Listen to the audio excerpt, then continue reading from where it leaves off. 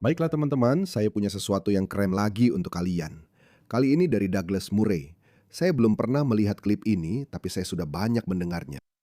Jadi ini adalah Douglas Murray yang menghantam Islam habis-habisan di podcast PBD. Patrick Bet David, mari kita dengarkan.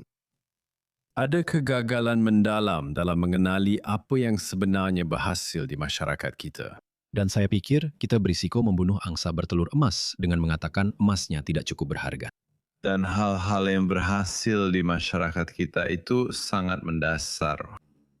Apa yang disadari oleh para perumus, para pendiri, para perumus konstitusi? Maksud saya, mungkin satu-satunya revolusi yang berhasil di dunia. Mereka menyadari bahwa hal-hal seperti kebebasan hati nurani, kebebasan berbicara adalah benar-benar fondasi utama. Dan jika kamu tidak mendapatkannya, maka yang lainnya tidak akan bisa mengikuti. Jika kamu tidak percaya pada kebebasan berekspresi, kebebasan berkeyakinan, kebebasan beribadah, maka akan muncul serangkaian masalah lainnya. Pada dasarnya, menurut saya, semua itu bermuara pada kenyataan bahwa jika kamu sedang keliru, kamu tidak bisa memperbaikinya. Jika kamu sedang keliru, Kamu tidak bisa memperbaikinya. poin yang bagus. Jelaskan lebih lanjut. Jadi inilah yang dijelaskan oleh John Stuart Mill misalnya, salah satu filsuf kebebasan terbesar, dalam salah satu karya terkenalnya. Kamu harus berada di luar kesalahan itu. Kamu harus bisa mengenali kesalahan itu, tapi jika kamu berada dalam kesalahan, maka ya, kamu tidak bisa memperbaikinya. Poin yang bagus. Saya mendapat PBD. Kebebasan berbicara, pentingnya kebebasan berbicara dalam sebuah masyarakat, muncul sebagian karena jika kamu salah, kamu perlu tahu bahwa kamu salah. Jadi misalnya, jika kamu mengelola ekonomi, jika kamu menjalankan ekonomi dan itu tidak berjalan dengan baik, daripada terus membiarkannya tidak berjalan, kamu harus membuka telinga dan mata untuk mencari sistem yang bisa berjalan. Dan ini salah satu hal menarik yang saya temukan tentang pasar, teman-teman, secara umum, adalah kemampuannya untuk beradaptasi. Dalam beberapa hal, Ngomong-ngomong, ini sedikit kembali ke masalah para politisi. Salah satu alasan saya tertarik dengan cara berpikir pelaku pasar adalah karena itu sangat-sangat berbeda dengan cara berpikir para politisi. Para politisi bisa melihat ada tembok, tapi mereka tetap melaju ke arahnya dengan kecepatan yang sama atau bahkan lebih cepat. Dan kamu bilang, tembok, tembok, tembok. Lalu mereka menabraknya. iya. Seorang pelaku pasar, kalau kamu bilang tembok, mereka langsung bergerak. Ini adalah naluri yang sangat-sangat berbeda. Sekarang, tapi kembali ke topik ini, kemampuan untuk mengoreksi diri sendiri saat kamu salah itu sangat penting. Kurangnya informasi yang tersedia, tidak di semua, tapi di sebagian besar dunia Islam selama berabad-abad, telah menyebabkan stagnasi yang mendalam. Stagnasi yang mendalam di masyarakat-masyarakat tersebut. Dan menurut saya, negara-negara kaya minyak seperti Qatar dan Arab Saudi, meskipun Arab Saudi saat ini sedang melakukan perubahan yang menarik, sebenarnya sangat sukses dalam hal ini. Mereka berada dalam situasi yang sama seperti monarki-monarki Eropah pada abad ke-14, 15 dan 16, di mana mereka tidak bisa menumbuhkan ekonomi. Tidak ada konsep seperti itu. Sebenarnya, Pada masa itu Anda memiliki sumber daya seperti domba dan Hasil panen, seperti negara-negara Teluk saat ini memiliki minyak. Namun, uang itu hanya dimiliki oleh segelintir orang, dan tidak ada cara lain untuk mendapatkan uang dari mereka selain menekan mereka lebih jauh melalui pajak atau menyerang tetangga dan mengambil barang-barang mereka. Sebagian besar dunia Muslim, menurut saya, gagal berkembang seperti yang berhasil dilakukan Barat dalam beberapa abad terakhir. 100%. Dan ini menyebabkan banyak hal, salah satunya adalah rasa dendam yang mendalam. Satu catatan penting. Saya menonton video Douglas Murray saat dia berada di Qatar, dan seorang wanita muslim berkata bahwa, ya, mereka ini adalah migran ekonomi. Seorang pria muslim juga berkata, mereka ini adalah migran ekonomi. Itu karena kalian telah menjarah kekayaan mereka. Dan bahkan sampai hari ini, negara-negara Afrika dan negara dunia ketiga, mereka masih mengekspor kekayaan mereka. Para pemimpin mereka mencuri kekayaan mereka dan mengirimkannya ke negara kalian. Jadi mereka masih menyalahkan Barat daripada marah kepada para pemimpin mereka yang telah menguras habis kekayaan mereka pada dasarnya. Orang Barat juga punya masalah, tapi pada titik tertentu kamu harus memperbaiki dirimu sendiri. Inilah sebabnya saya sangat menghormati Tiongkok. Oke, Tiongkok juga bisa saja berkata, kamu tahu perang candu dan ini dan itu bagus. Mereka telah menggunakannya untuk keuntungan mereka secukupnya. Bahwa kita adalah bangsa yang hebat. Kita telah menjadi pusat peradaban. Kita sudah ada selama 2000 tahun. Kita yang menemukan bubuk mesiu dan semua itu, ya. Dan abad ini adalah milik Tiongkok. Dan lihatlah ini. Dalam 20-30 tahun, saya tidak setuju dengan metode mereka. Saya bukan seorang komunis, juga saya tidak suka negara otoriter. Tapi lihatlah itu. Mereka telah membangun kota-kota sampai tak dikenali lagi. Mereka telah menuangkan lebih banyak minyak. Maaf, mereka telah menggunakan lebih banyak semen dalam 20 tahun terakhir dibandingkan Amerika selama seluruh abad ke-20. Jadi orang-orang hebat bangkit. Mereka memperbaiki diri mereka sendiri. Tapi Muslim, kalian mengebom kami, kalian melakukan ini, kalian melakukan itu. Dan pada saat yang sama, tanpa mengakui kekurangan mereka sendiri, begitulah dunia Muslim. Itulah sebabnya saya katakan mereka tidak akan berhasil. Bahkan apa yang mereka lakukan ini pun mereka umumkan terang-terangan. Ratusan ulama Islam telah berkata, ya, kami akan menaklukkan Barat. Barat adalah milik kita. Lihat ini, lihat ini. Tweet viral ini baru-baru ini. Tweet ini sedang viral. Lihat ini, hampir 1 juta penayangan. Dunia Islam kita makin besar. Lihat dia. Dan dia memasukkan Swedia, Prancis, Jerman, serta Inggris dan Irlandia Utara ke dalamnya. Dan mereka membanggakan hal itu. Lihatlah, lihat Muslim ini. Ini adalah cara yang sangat licik untuk melakukannya. Kamu tidak menaklukkan mereka dengan kekerasan, yang mana itu adalah cara yang terhormat untuk menaklukkan atau satu-satunya cara untuk menaklukkan negara lain. Kamu seperti, tolong izinkan aku masuk ke negaramu. Negaraku itu bobrok, tolonglah. Oke, dan kasihan orang-orang Barat. Kamu pada dasarnya memanfaatkan sifat baik orang-orang Barat ini yang berkata, oke, kamu tahu apa? Baiklah, kami akan mengizinkanmu masuk. Lalu kamu melakukan apa yang kamu lakukan. Kamu lakukan ini. Kamu lakukan ini. Kamu memprovokasi mereka. Lihat ini New York, ini New York. Kamu lakukan ini. Kamu tahu ini membuat orang marah. Orang-orang semakin kesal dengan perilakumu. Sebenarnya, ini dia. Orang ini melakukannya lebih baik daripada aku. Itu bukan kepalaku, itu bukan gaunku, itu gaunku yang dipotong.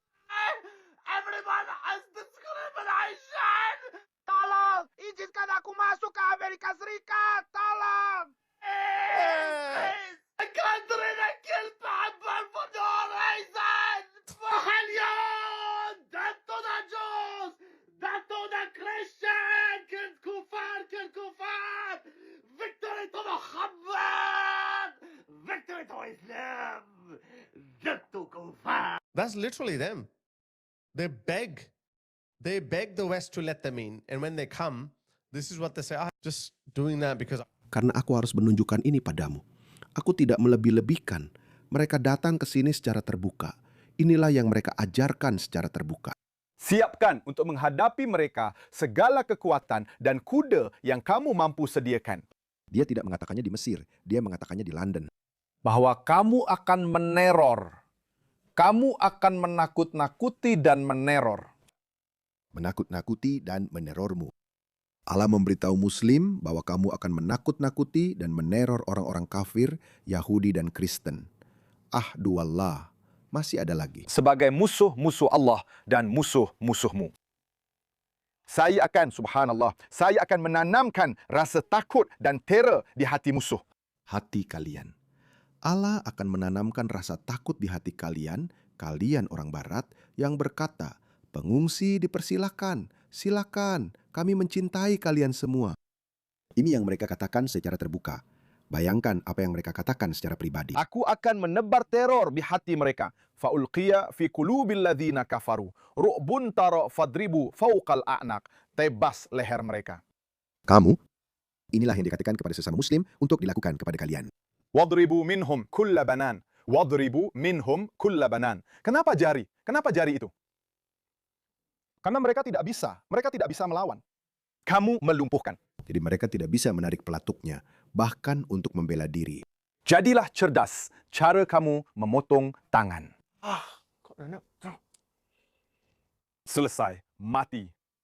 Mati. Allah sedang memberitahumu bagaimana cara bertarung. Jadi kalau kamu perhatikan, dia sedang memberimu jurus-jurusnya. Oh, gerakan seperti Mick Jagger ya. Subhanallah memberitahu kita untuk memotong jari-jari mereka agar mereka tidak bisa melawan. Sungguh langkah yang jenius. Sungguh jenius. Ini pasti luar biasa, sangat cerdas. Lihat teman-teman, mereka malah berbangga atas hal itu.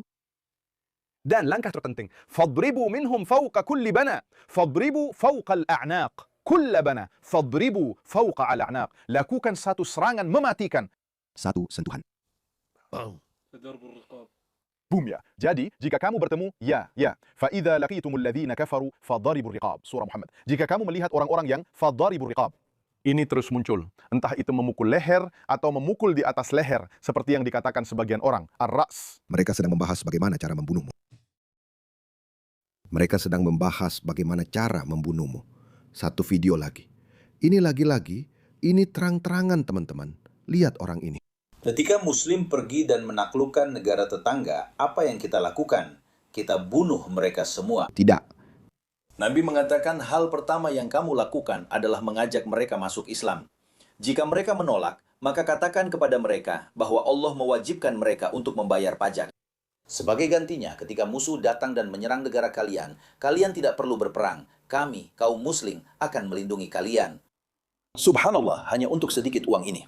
Uang yang sedikit itu bisa sampai 50%. Karena itulah yang diminta Muhammad kepada orang-orang Yahudi di Khaybar. Mereka harus membayar pajak 50%. Muslim membayar 2,5%. Subhanallah. Ya. Dan kamu menikmati duduk di rumahmu dan di negaramu, serta menjalani hidupmu secara normal. Tapi hukum yang berlaku adalah syariah. Sebagai warga kelas 2, Umar, khalifah kedua, khalifah yang menaklukkan Yerusalem, membuat yang disebut perjanjian Umar. Jadi orang Yahudi dan Kristen tidak boleh membangun sinagoga dan gereja baru. Rumah orang Yahudi dan Kristen tidak boleh lebih tinggi dari rumah orang Muslim. Ini hanyalah beberapa dari pembatasan yang diberlakukan. Tapi kamu tinggal di negaraku. Tidak apa-apa, tidak masalah. Kami akan menaklukkan Inggris dan Amerika. Kamu tinggal di negaramu dengan damai. Jadi kamu tidak membuka klub malam, kamu tidak berzina. Jika mereka menolak, maka silahkan. Kita harus berjuang. Dan jika kami melawanmu, lalu kami menangkapmu, kamu menjadi budak kami. Budak di abad ke-21. Dan kami mengambil tanahmu, dan kamu disingkirkan karena kamu menolak. Dan kami juga mengambil perempuanmu, omong-omong. Itu adalah cara yang paling disukai Muhammad.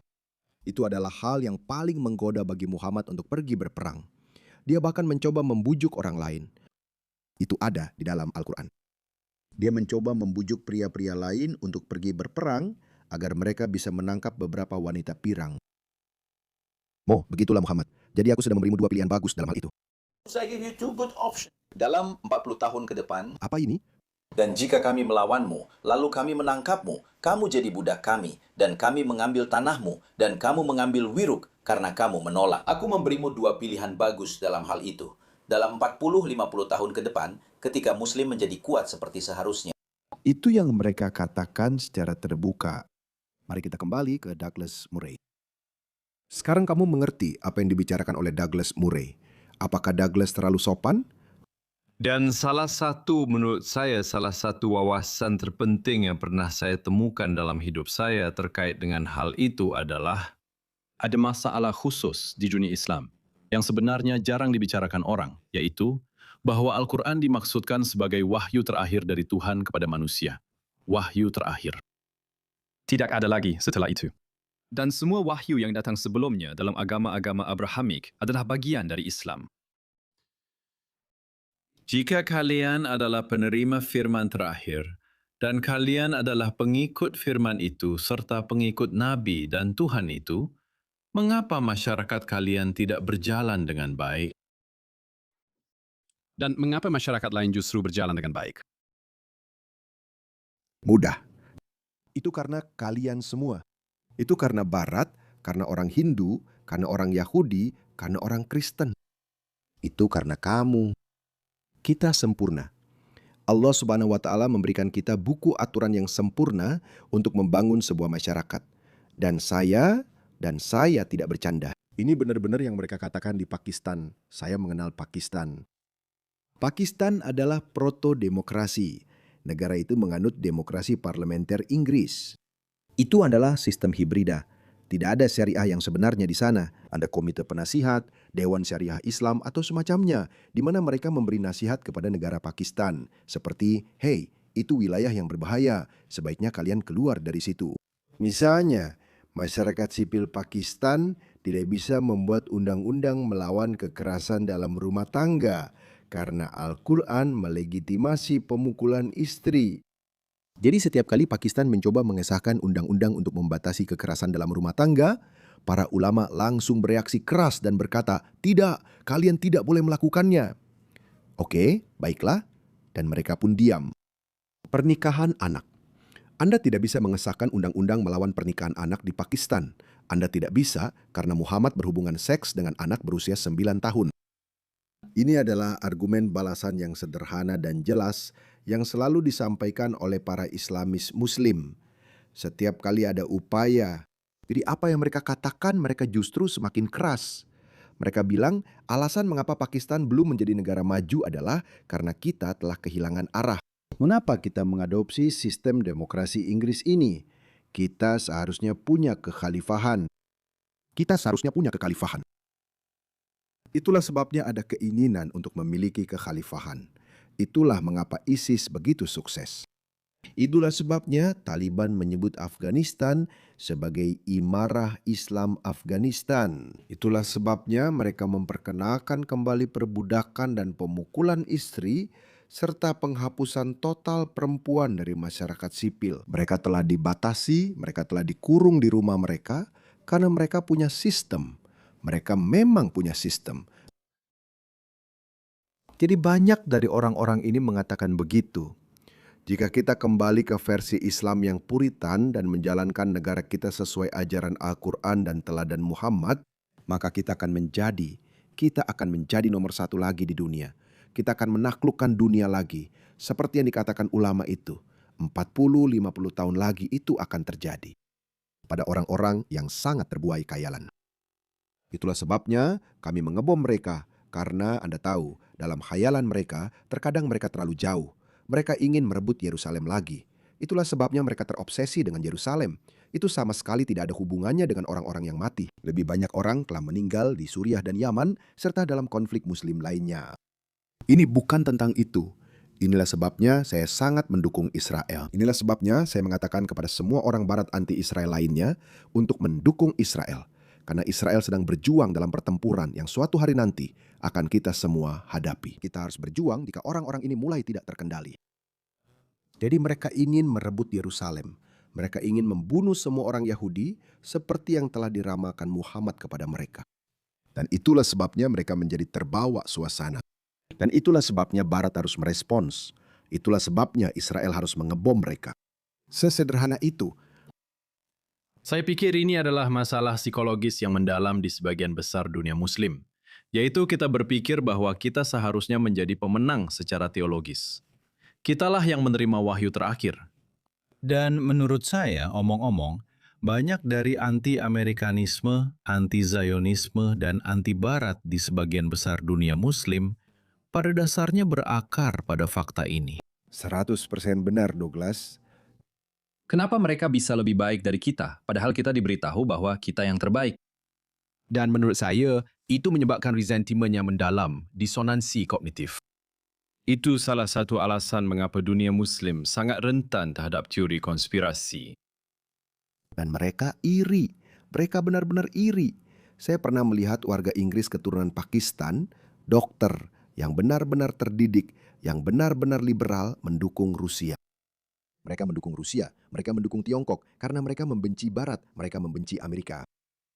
Itulah sebabnya ketika serangan hiu terjadi di Sharm el-Sheikh 10 tahun yang lalu, pihak berwenang setempat mengatakan bahwa hiu yang telah memakan perenang di resor wisata paling populer di Mesir itu telah dikirim oleh Zionis. melihat campur tangan Barat dalam hal-hal lain adalah penjelasan mengapa keadaan di sana tidak berjalan dengan baik. Dan di negara demi negara, apakah itu Mesir yang keadaannya relatif lebih baik dibandingkan beberapa negara lain?